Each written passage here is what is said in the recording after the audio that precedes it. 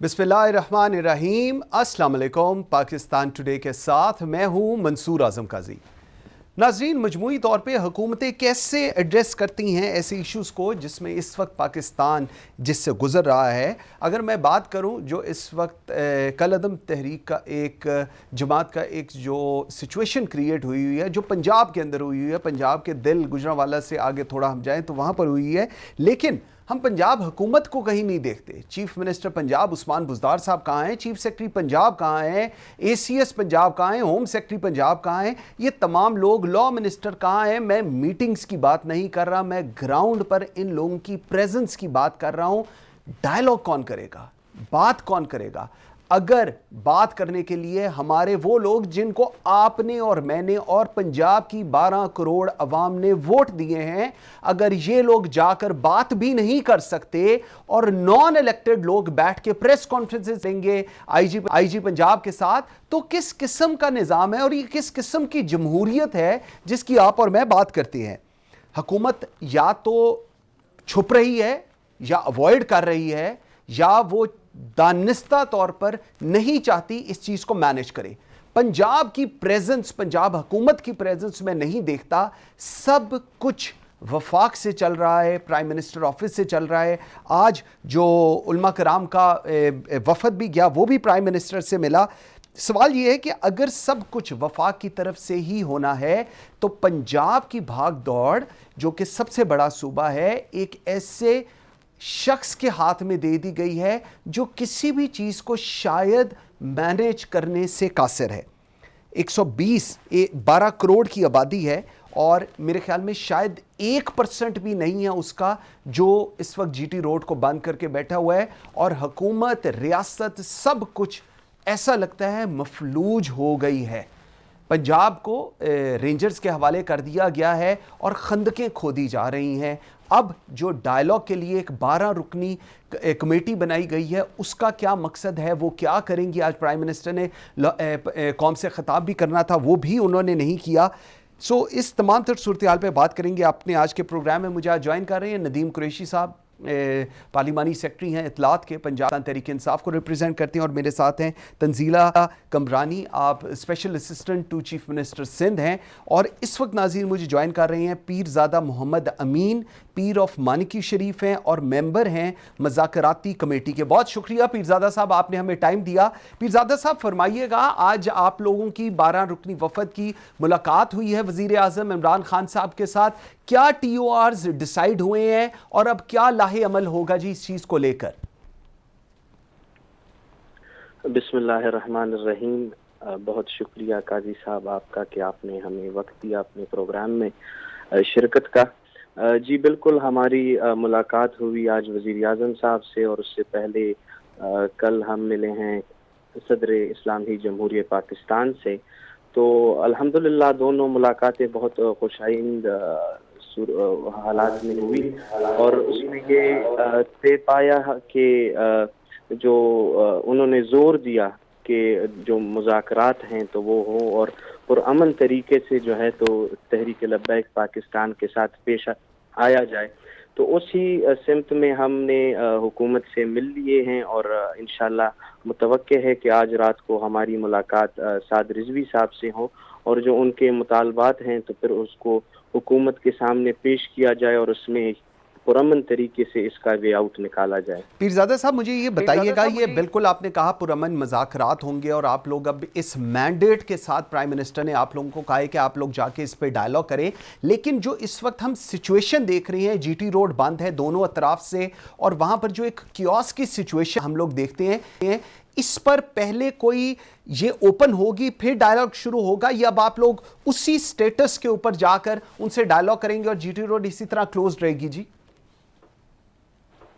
जी जब से हमने इसमें हम इन्वॉल्व हुए हैं तो हमने अपने तौर पे तहरीक लब्बैक पाकिस्तान की जो वहाँ पर शूरा है और जो उनके कारकुनान हैं तो उनको हमने कहा था कि आप सड़क से हट के साइड पे हो जाएं, और जो कि आज उन्होंने उस पर अमल किया और वो अभी एक साइड पर बैठे हैं और उनका प्रोटेस्ट अभी वहाँ पर वजीराबाद शहर में जारी है। तो रास्ते तो मेरे ख्याल से कि जो मेरे मालूमात हैं और जो हम डरने के साथ कोऑर्डिनेशन में हैं, तो उन्होंने तो अभी एक तरफ पे हो गए हैं। रास्ते पूरी तरह तो नहीं खुले, लेकिन एक तरफ हो गए। तो इंशाल्लाह उम्मीद यही है कि आज के मुज़ाकरात का जो सेशन है, जब हम साद रिजवी साहब से मिलें, तो इंशाल्लाह उसमें उम्मीद है कि बहुत जल्द रास्तों को खोला जाए और मुज़ाकरात जो हैं तो वो तो चूंकि एक लंबा प्रोसेस है, तो वो तो इंशाल्लाह बहुत जल्द वो भी हो जाएगा और रास्ते भी इंशाल्लाह खुल जाएंगे। पीरजादा साहब, लास्ट क्वेश्चन मुझे बताइएगा, कोई टर्न अराउंड टाइम आप लोगों का फिक्स्ड हुआ है जी, या अभी ये ओपन एंडेड हम लोग देखेंगे, डिस्कशन है, या कोई इसका टाइम फ्रेम आप लोगों ने रखा है कि हम इतनी देर में इन चीज़ों को क्लोज करके आगे चलेंगे? क्योंकि इसका इम्पैक्ट जो है, जैसे हम सबको जानते हैं, पूरे मुल्क के ऊपर भी आ रहा है और इंटरनेशनली दुनिया देख रही है कि पाकिस्तान एक बड़ी फिक्स सिचुएशन के अंदर है जी। जी, जिस तरह आपने कहा, तो ये तो चूंकि 6 महीनों से हुकूमत का और तहरीक लब्बैक का ये किस्सा चलता आ रहा है, और जिसमें पहले भी मुज़ाकरात हुए और एक माहिदा हुआ और फिर अब दोबारा से उनका मार्च शुरू हुआ, तो उम्मीद तो यही है कि इंशाल्लाह हमारी मुज़ाकराती टीम की जानिब से और जिस तरीके से हुकूमत का रिस्पॉन्स है, तो इंशाल्लाह उम्मीद है कि बहुत जल्द इसकी नतीजा निकल जाएगा और इंशाल्लाह ये मसला हल। बिल्कुल ठीक है। पीरजादा मोहम्मद अमीन, मेंबर मुज़ाकराती कमेटी, बहुत शुक्रिया जी, आपके टाइम देने का बहुत शुक्रिया जी। नाज़रीन, मेरे साथ नदीम कुरैशी साहब हैं और मेरे साथ कंबरानी है, बहुत शुक्रिया आप दोनों का। कुरैशी साहब, आपसे बात का आगाज़ करता हूँ। सर, कहाँ है पंजाब की हुकूमत? वज़ीर आला पंजाब हम नहीं देखते, लॉ मिनिस्टर हम नहीं देखते, आपकी पूरी पंजाब की काबीना को हम लोग नहीं देख रहे। आप पंजाब का सारी चीज़ें, कमेटी बनेगी, कौन डायलॉग करेगा, किस तरह करेगी, इट फील्स लाइक कि तमाम लोग पीछे कहीं बैठ गए हैं। राव सरदार जो आईजी हैं, उनको आप लोगों ने 3 दिनों के लिए आगे भेज दिया कि जी आप जाके चीज़ों को मैनेज करें। कैसे आप लोग मैनेज करेंगे, या वफाक से ही मैनेज होना है पंजाब जी? बिस्मिल्लाहिर्रहमानिर्रहीम।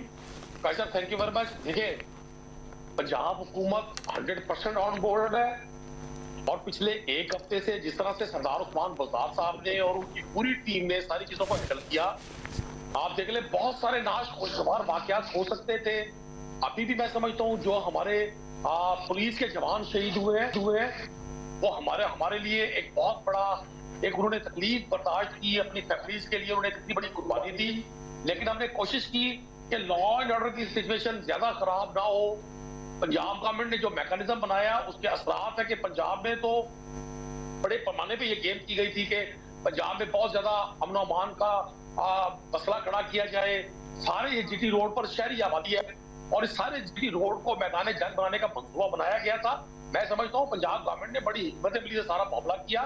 पंजाब और विफाक दोनों मिलकर इस सारी चीजों को हैंडल कर रहे हैं। बहुत सारी चीजों के लिए ऐसा नहीं होता कि आप हर चीज मीडिया के सामने पेश करें। हमने कौम को एतमाद में भी लिया और पंजाब के तकरीबन तमाम अजला में तमाम डिस्ट्रिक्ट एडमिनिस्ट्रेशन भी, अराकीन असेंबली भी ऑन बोर्ड है और सीएम साहब इसको खुद हेलीकॉप्टर कर रहे हैं। मिनट टू मिनट चीजें वॉच हो रही है, मिनट टू मिनट स्ट्रेटेजी बन रही है और मैं पर उम्मीद हूँ कि बड़ी अच्छी न्यूज आई कि प्राइम मिनिस्टर ने ना सिर्फ उलमा कराम को वकूफ किया बल्कि उनको इंगेज किया कि आप लोग हेल्प करें। आज अगर एक ये जमात के कुछ लोग हजारों लोगों को इस्तेमाल कर रहे हैं और कोशिश कर रहे हैं कि चीजें कानून से बालातर हो जाए तो उसको कंट्रोल में लाया जाए, मैं समझता हूँ आपको इसको अप्रिशिएट करना चाहिए था। आप इस हिस्से को भी देखते हैं कि डेमोक्रेटिक गवर्नमेंट इस तरह से चीजों को हैंडल कर रही है कि हमने हर उस मौके पर यह कोशिश की कि खून खराबे से बचा जाए पाकिस्तान के, और इस जमात के साथ जो मासूम लोग निहत्ते लोग जो मौजूद है उनका कोई नुकसान ना हो, आम शहरी को तकलीफ ना हो, कौमी अबलाग को नुकसान ना पहुंचे। मैं समझता हूँ ये बड़ा कुरैशी साहब आपकी बातें, कुरैशी साहब आपकी बात कि जिस तरह से कुरैशी साहब आपकी बात आप बजा फरमा रहे हैं। ऑब्वियसली आप तर्जुमान हैं पंजाब हुकूमत के, पार्लिमानी सेक्रेटरी इंफॉर्मेशन के, लेकिन अनफॉर्चुनेटली जिस तरह का आप क्लेम कर रहे हैं उस तरह का हमने पंजाब हुकूमत का रोल देखा नहीं सर। लाहौर से ये पूरा जो था ग्रुप ये चला गया, लाहौर की इंतज़ामिया ने कुछ नहीं किया, ये चीज़ आपको भी पता है। सेफ सिटी अथॉरिटी के कैमरास के अंदर सब कुछ उन लोगों ने मैनेज किया। उसके बाद जहां पर रुकावट आई वो हम लोगों को बिल्कुल पता है। आज भी अगर डिस्कशन हो रही है या बातचीत हो रही है वो वफाक से हो रही है। मेरा सवाल सिर्फ ये है कि आप लोगों को, आप एमपी हैं, मेरे ख्याल में सबसे ज़्यादा वोट आपने लिए हुए हैं अपने हल्के के अंदर और एमपीए के उसके अंदर। आप लोगों ने, चीफ मिनिस्टर पंजाब, आप लोगों ने आगे होकर कोई बात करनी थी, लेकिन ना लॉ मिनिस्टर ना चीफ मिनिस्टर हम लोगों ने नहीं देखा। सवाल ये है, वो तो ऑब्वियसली वफाक से अब चीज़ें मैनेज हो रही हैं, वो तो हो रही हैं, लेकिन पंजाब हुकूमत का किरदार पर बड़ा एक इंपॉर्टेंट सवाल है। और मेरे ख्याल में ये सवाल वफाक की तरफ से भी आ रहा है कि जी पंजाब से लैप्सेस हुए हैं तो चीज़ें आगे गई हैं। मेरा ये था जी इस पे। कुरैशी साहब, ऐसा नहीं है, कतन कोई लैप्सेस नहीं हुए। जो कुछ हो रहा है, जिस तरह से आप इसको ऑब्जर्व कर रहे हैं, ये सब एक स्ट्रेटेजी का हिस्सा है। हमारी ख्वाहिश थी नाम बन जाए मीडिया पे, कोई भी गैर जिम्मेदाराना सूरत बने, कोई भी बात ऐसी वो इस सारे मामले को डिस्टर्ब करने में कोई बात ऐसी बन जाए, हमने उसको कंट्रोल करने की कोशिश की है। बाकायदा बड़ी मजबूत हिकमत अमली बनी है। मैं खुद साउथ पंजाब से हूँ। साउथ पंजाब में भी चीजों को मैनेज किया गया है, लोगों को इंगेज किया गया है और कोशिश की गई है कि इस सारे माहौल को बेहतर किया जा सके। ठीक है। पंजाब की एडमिनिस्ट्रेशन, चीफ मिनिस्टर पंजाब खुद भी, सब लोग विफाक के साथ कांटेक्ट में हैं और जितनी हिकमत अमली बनी है ये सारी वहां मशावरत से बनी है। ओके, मैं समझता हूँ जिस तरह से सूरत क्रिएट हुई है और जिस तरह से हमारी सोसाइटी का एक माहौल है कि हम सब अपने रिलीजन से प्यार करते हैं, हम सब मोहम्मद मुस्तफा सल्लल्लाहु अलैहि वसल्लम को ना सिर्फ नबी आखिरी ज़मां मानते हैं बल्कि हम उनकी अकीदत को, उनके प्यार को अपने लिए जिंदगी का सबसे बड़ा असासा समझते हैं। तो चीजों को इस तरह से हैंडल करने की कोशिश की गई है कि किसी बड़े नुकसान से बचा जाए। ठीक है। लॉन्ग टर्म बेसिस पर इस मसले का हल निकले। लॉन्ग टर्म बेसिस पर इस मसले का हल। पॉइंट आ गया आपका जी, कुरैशी साहब, पॉइंट आ गया। ठीक है, अच्छा रोल प्ले किया है। ठीक है। तंजीला जी, आपकी तरफ में आता हूं। मुझे जरा बताइएगा, जिस तरह अभी एक ये सिचुएशन पंजाब के अंदर क्रिएट हुई है और उसके ऊपर अभी हम जिस तरह जो मेंबर मुज़ाकराती कमेटी है उनसे भी बात कर रहे थे, ये सारी चीज़ें अब एक डायलॉग शुरू हुआ है। सवाल ये है कि पहले ऐसी क्यों अंडरस्टैंडिंग दी गई इन लोगों को कि ये हम सब कुछ करेंगे, वादा वही की गई और उसके बाद उसके ऊपर हमने देखा जब कंप्लायंस नहीं हुई तो चीजें खराब होनी शुरू हुई। How Peoples Party analyse this? आप लोग कैसे इसको एनालाइज कर रहे हैं सिचुएशन को जी? बिस्मिल्लाहिर्रहमानिर्रहीम। तो क्या आपको मेरी आवाज क्लियर आ रही होगी? जी बिल्कुल।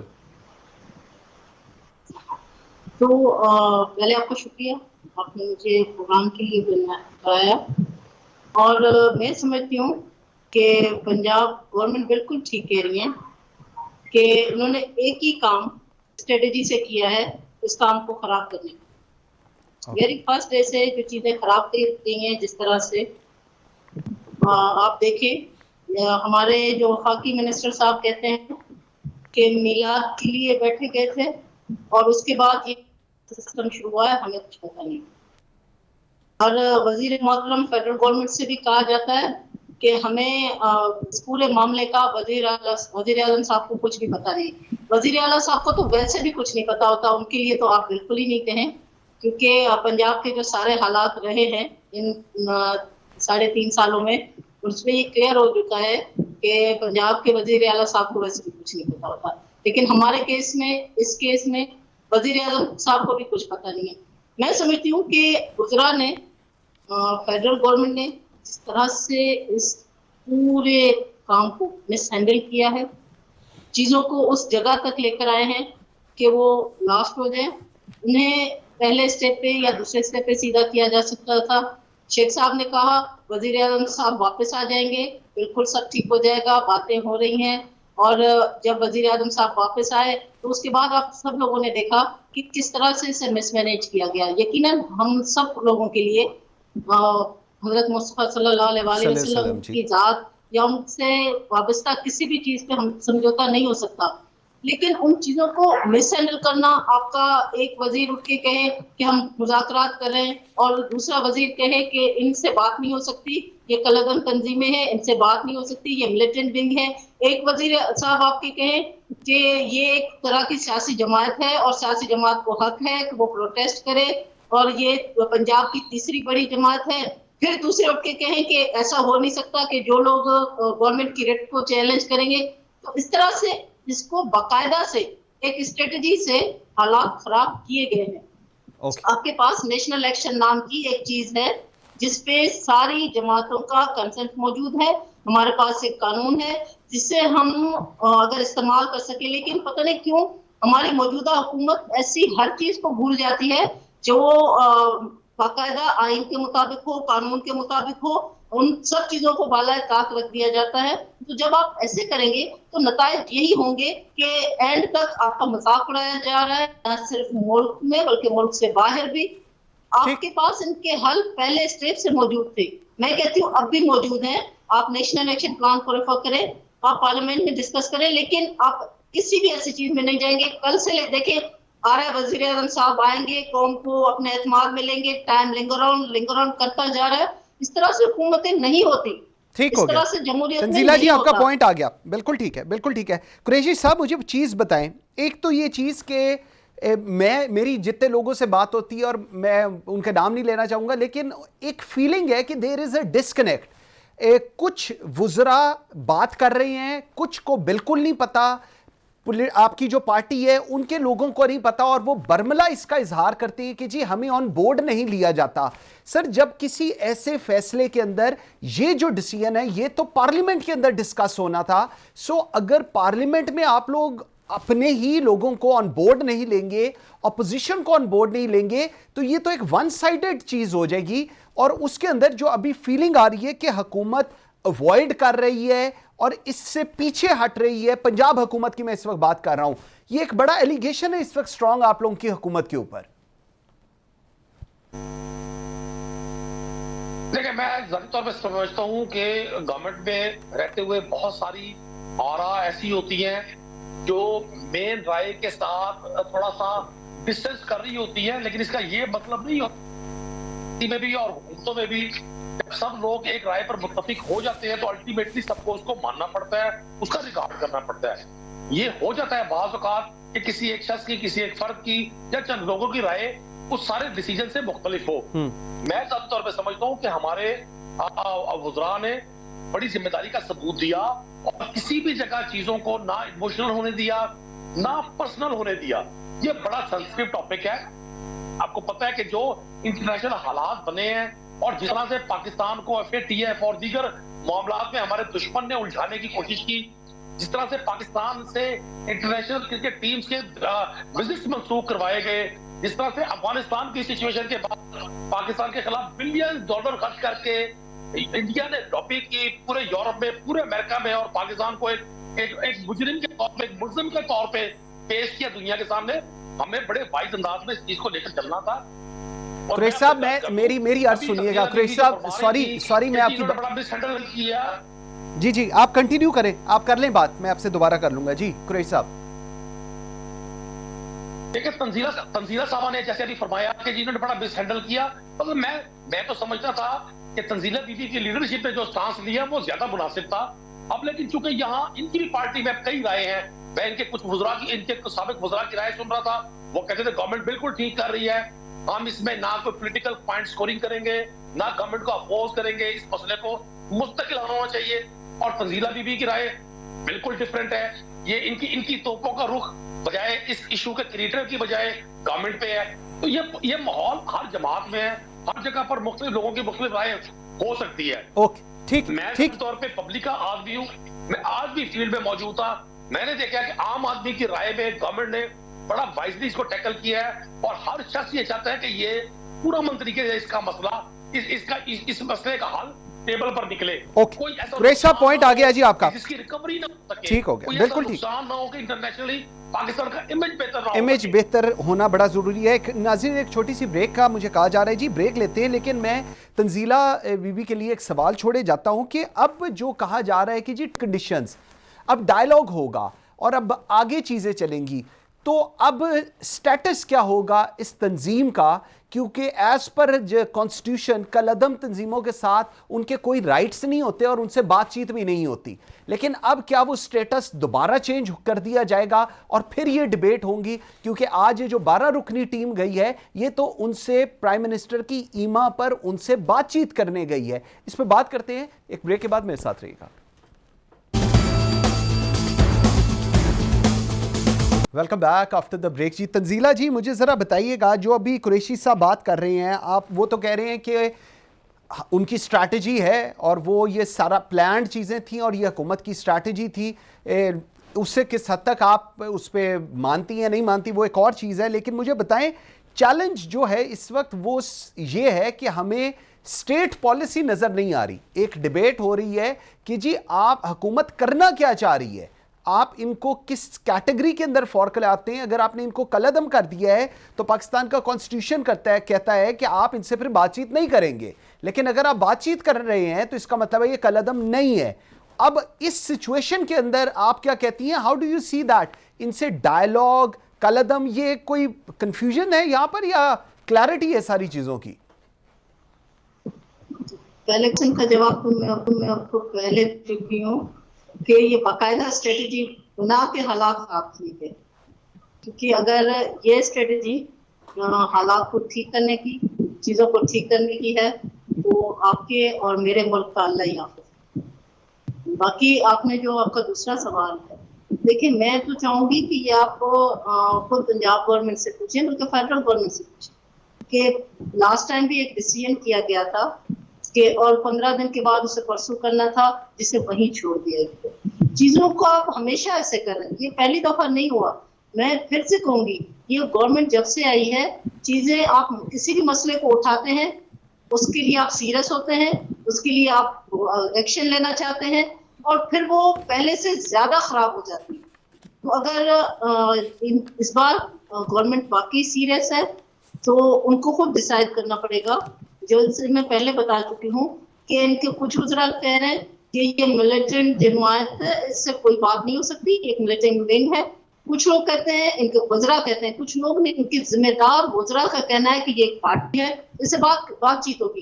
तो पहले तो इनको खुद से ये तय करना होगा कि आइदर ये इस सारे सिचुएशन में जो जमात है उसको एज अ पार्टी डील कर रहे हैं या as a militant wing deal कर रहे हैं। क्योंकि डिसीजन उसके बाद होगा कि आप जो बातचीत करने जा रहे हैं, क्या हम ये समझे कि जिसे आप मिलिटेंट विंग कह रहे हैं, जिसे आप कलअदम तंजीम कह रहे हैं, उसके साथ आप बातचीत करने जा रहे हैं। मैंने आपको जैसे बताया कि ये बातें पाकिस्तान से बाहर हमारा इमेज और ज्यादा खराब करने जा रही हैं।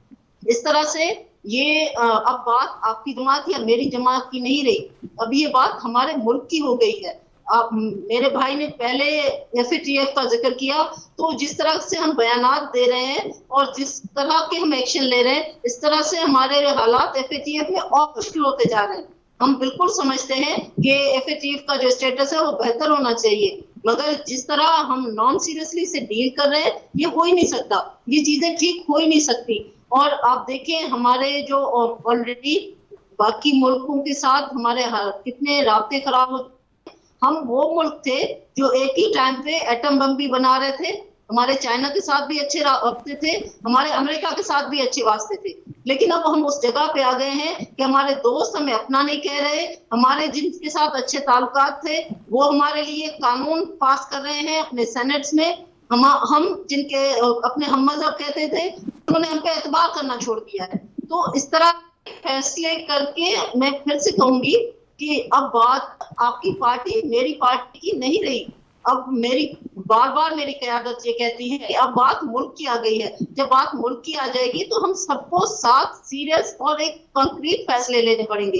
हम अब उस जगह पे नहीं है कि हम इनके गुजरा की ये मसलियां बर्दाश्त करें या हमारा मुल्क इसे अफोर्ड कर सके। इसलिए बहुत जरूरी है कि एक साथ बैठा जाए, एक प्लेटफॉर्म पे बैठा जाए। अगर हमारे वजीर आजम नहीं चाहते तो हम सब उनकी तरफ देख रहे हैं, क्योंकि मुल्क में लीडरशिप का फुकदान हो चुका है। उसके बावजूद भी हम समझते हैं कि हमारे वजीर आजम वो हैं और वो जो फैसला करेंगे हम उसके साथ खड़े होंगे, लेकिन चाहते हैं वो फैसला करें और ऐसा फैसला करें जिसके साथ वो खुद खड़े रहें। ऐसा पॉइंट आ गया जी, फैसला करने ठीक के हो बाद फिर बताया जाए कि वजीर आजम साहब को तो कुछ पता ही नहीं था इस पूरे मामले का। बिल्कुल ठीक है कुरैशी साहब, दो चीजें हैं। एक तो अपोजिशन तंजीला बीबी बिल्कुल कह रही हैं कि जी जो फैसला करेंगे अपोजिशन साथ खड़ी होगी, और मेरे ख्याल में ये सबसे बड़ी एक सपोर्ट है जो इस वक्त या किसी भी हुकूमत को चाहिए होती है। सर, ऑन बोर्ड करना इशू है, लोगों को बताना इशू है। इलेक्शन कमीशन ऑफ पाकिस्तान ने भी इस पर वजाहत दे दी कि जी हुकूमत ने आना था हमारे पास, हुकूमत ने सुप्रीम कोर्ट के पास जाना था 15 दिनों के बाद, जब आप लोगों ने अर्लियर कहा था,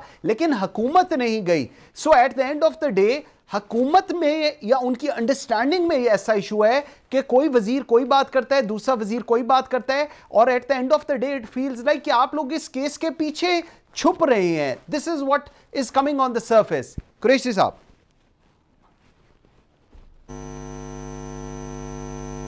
देखिए जी, सरफेस पे जो चीजें हैं वो आपके भी सामने, मेरे भी सामने है। आपका अपना सोचने का जाविया है, परसीव करने का जाविया है, इजहार करने का तरीकाकार है। मैं अपने तौर पे बात कर रहा हूँ। मैं फिर आपको एक चीज गुजारिश कर दूं कि आप जो फरमाते हैं कि जी किसी वजीर की कोई राय है, किसी और वजीर साहब की कोई और राय है, देखिए डेमोक्रेसी में जब इतने सेंसिटिव मैटर हो जाए, जहां नेशनल इश्यूज बन जाए, वहां बाजुकात राय पे किसी हद तक डिफरेंस ऑफ ओपिनियन आ जाता है। ये कोई इतनी अचंभे की बात नहीं है। अभी मेरी बहन तंजीला साहब फरमा रही थी कि जी हमें इंटरनेशनली हम तो तबाह हो गए हैं, हमारे खिलाफ करारदादें पास हो रही हैं। भाई, जब आपको अल्लाह ताला ने आपके पड़ोसी मुल्क में अफगानिस्तान में आपसे 7 गुना बड़े दुश्मन को शिकस्त फाश दी, एक नेचुरल प्रोसेस हुआ और वहां पर अमन कायम हो गया, वहां से गैर मुल्क फौज चली गई, $1 बिलियन इन्वेस्ट किए थे पाकिस्तान को डिस्टेबलाइज करने के लिए, तो उसको तकलीफ होगी, वो अपनी लॉबी करेगा, वो इंटरनेशनली पाकिस्तान का इमेज खराब करने की कोशिश करेगा। मैं समझता हूँ हमें तो अपने मुल्क के इमेज को पॉजिटिव पेश करना है, बजाय इसके कि हम खुद अपने ऊपर तरकीब शुरू करें। सही। इन्होंने दो मुख्तलिफ किए, इन्होंने कहा कि हम नेशनल इश्यूज में साथ खड़े हैं। दूसरा ये कहती है कि हमें तो पता ही नहीं गवर्नमेंट की स्ट्रेटजी की वही स्ट्रेटजी है जो रियासत की हमेशा से रही कि पाकिस्तान सबसे पहले पोजीशन तो कितना भी ताकतवर हो, उसके साथ कितनी भी स्टैंडिंग हो, उसको state with in the state बनाने का राइट नहीं है। नहीं, बिल्कुल ठीक है। अपने बच्चे समझा, ऑपरेशन करना तो गवर्नमेंट के लिए कोई मसला नहीं है। स्टेट के पास ताकत होती है, कोई शख्स स्टेट से कैसा नहीं लड़ सकता, स्टेट को ताकत होती है, लेकिन अपने बच्चों पर हमलावर होकर चीजों को खराब करना बड़ा आसान है। पॉइंट आ गया जी, कुरैशी साहब आपका पॉइंट आ गया तरीके से। आप तो बिल्कुल ठीक है, और बिल्कुल आपकी बात ठीक है, स्टेट से कोई नहीं लड़ सकता। फिर कोई नया डिसीजन आ जाए और पता चल जाए कि अब ये मिलिटेंट विंग हो गई है, ठीक हो गया। तंजीला जी, इतना सीरियस मसला है कि आपको एक बात पे कायम होना पड़ेगा और इस मसले पे कोई अपनी पर्सनल राय नहीं रखनी चाहिए। बिल्कुल ठीक है तंजीला जी, ये आपको आपके गुजरा को ये समझना होगा। पॉइंट आ गया जी आपका, तंजीला जी आपका पॉइंट आ गया जी। हर कोई अपनी मर्जी से अपनी राय से बांटेगा। बिल्कुल ठीक है तंजीला जी, बहुत शुक्रिया आपके टाइम दीम। कुरैशी साहब आपके टाइम देने का बहुत शुक्रिया। फिर एक छोटी सी ब्रेक लेते हैं, मेरे साथ रहिएगा।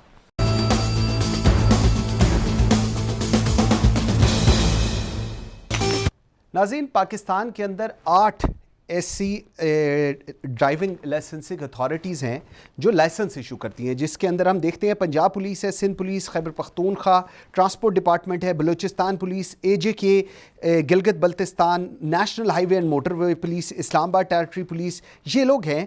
लेकिन इनका अगर मैं बात करूं कि कोई सेंट्रलाइज्ड डाटाबेस है तो वो नहीं था। जी हाँ, मैं कह रहा हूं था। क्यों? और इसका इम्पैक्ट ये होता है कि जब भी इन्फोर्समेंट इश्यूज़ होते हैं वो उसमें एक इश्यूज़ आ जाते हैं, एक्सीडेंट एनालिसिस जब करना हो वहाँ पर इश्यूज़ आ जाते हैं, लाइसेंस कन्वर्जन इश्यूज़ हम लोग देखते हैं इसकी वजह से आते हैं, वेरिफिकेशन इश्यूज़ आ जाते हैं, फेक लाइसेंसेस, बोगस लाइसेंसेस, ये तमाम इश्यूज़ हैं जो आ रहे होते हैं। ड्यू लाइसेंसेस लोग बनवा लेते हैं, एक जगह एक्सीडेंट हुए हैं उसके बाद किसी और सूबे में जाके लाइसेंस बनवा लिए। ये एक बहुत बड़ी सिचुएशन थी जिससे पूरा मुल्क गुजर रहा था। लेकिन एक फॉर अ चेंज एक ऐसा इनिशिएटिव लिया गया जिसमें तमाम पाकिस्तान के इंस्पेक्टर जनरल ऑफ पुलिस को इकट्ठा किया डॉक्टर सैयद कलीम इमाम, जो इस वक्त inspector general national Highway and Motorway police है, और उन्होंने कहा कि एक सेंट्रलाइज्ड हम इसका नेशनल ड्राइविंग लाइसेंस डिपॉजिटरी बनाएं, ये क्या है, इसका मकसद क्या है, ये कैसे चलेगा, इससे क्या फ़ायदा होगा, क्या नुकसान होगा, इस पर बात करेंगे इस प्रोग्राम के इस सेगमेंट में। आई एम वेरी ग्रेटफुल, मेरे साथ इस वक्त मौजूद हैं doctor Syed Kaleem Imam, inspector general National and Motorway Police. Sir thank you very much ji, बहुत शुक्रिया आपका।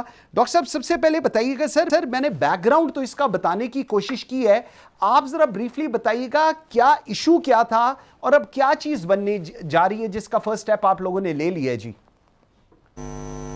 Mansoor, thank you very much once again, आपने मुझे अपने प्रोग्राम में मौका दिया आने का और कुछ अपने व्यूज एक्सप्रेस करने का। Thank you very much.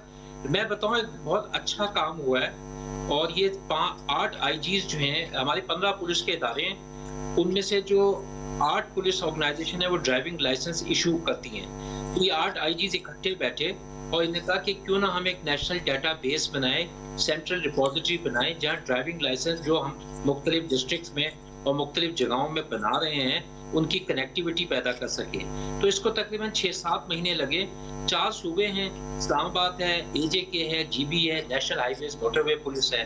8 के इदारे जो ड्राइविंग लाइसेंस इशू करते हैं मुख्तलिफ वक्तों से कर रहे हैं। पहले डिस्ट्रिक्ट्स में होता था, अब ये सेंट्रलाइज करके लाहौर, कराची और बलूचिस्तान में अभी तक पुराने तरीके से वो इशू कर रहे हैं। अब हुआ क्या है, हमने चेक किया कि तकरीबन 90 लाख के करीब ड्राइविंग लाइसेंस का एक डाटा एग्जिस्ट करता है और हमने एक मेहनत की, पोर्टल डेवलप किया, ऑनलाइन कनेक्टिविटी पैदा की और इसमें सारे आईजीज का बहुत बड़ा क्रेडिट है कि दे वे ऑन बोर्ड और हर स्टेप्स पे वो हमें एडवाइस कर रहे थे, उनकी टीम एडवाइस कर रही थी। मैं आपको बताऊं, 90 जो लाख रिकॉर्ड है ड्राइविंग लाइसेंस का, 56 लाख जो है वो हमने डिपॉजिट कर लिया है, कनेक्टिविटी पैदा हो गई है। अब कोई भी लाइसेंस बनाएगा हमें पता चल जाएगा कि पहले तो नहीं इसने बनाया हुआ, हमें पता चल जाएगा फेक तो नहीं है। और इतने चंद एक हफ्ते जो पहले हमने इसका इफ्तिताह किया है, अभी तक 61,000 हम डुप्लीकेट लाइसेंस पकड़ चुके हैं, डुप्लीकेट लाइसेंस। और इसका एक बहुत बड़ा इम्पैक्ट आएगा और मैं समझता हूँ एक बहुत बड़ा काम हुआ है। मुझे इससे और बाकी लोगों को हमें तो खुशी है लेकिन बहुत फायदा होगा। सर आपने जिस तरह अभी खुद फरमाया है 9 मिलियन के करीब लोगों के पास लाइसेंसेज हैं, जिनमें से 5.6 मिलियन आप लोगों ने डिपॉजिटरी के अंदर कर लिए हैं। सर मुझे बताइएगा, ये तो एक बड़ा अच्छा इनिशिएटिव है और मेरे ख्याल में पूरा मुल्क किसी जगह पर तो एक पेज पर आया ना, चाहे वो पुलिस ही हो। सर इसमें प्रॉब्लमैटिक एरियाज कौन से हैं? अगर मैं बात करूं AJK और GB, वहां की क्या सिचुएशन अगर आप बताना चाहें जी। मैं बताऊं, वहाँ बहुत अच्छे हमारे प्रोफेशनल आईजीज इस वक्त डिप्यूटेड हैं और हम सब जब बैठे हैं और सब ने जो थॉट्स अपने शेयर किए हैं और सबकी जो एग्जिस्टिंग मोडालिटी थी लाइसेंसिंग इशू करने की, उसको सामने रखा गया। एक स्टैंडर्डाइज हमने पैटर्न डेवलप किया और उसके बाद सारे ऑनलाइन हो गए। मंसूर, ये 90 लाख तो वो हैं जिन्होंने लाइसेंसेस लिए हुए हैं। आप सोचें कितने लाख ऐसे लोग हैं जो कि रजीम में नहीं आ रहे हैं, लाइसेंस बनाना चाह रहे हैं, क्योंकि कैपेसिटी का एक बहुत बड़ा सीरियस इशू है।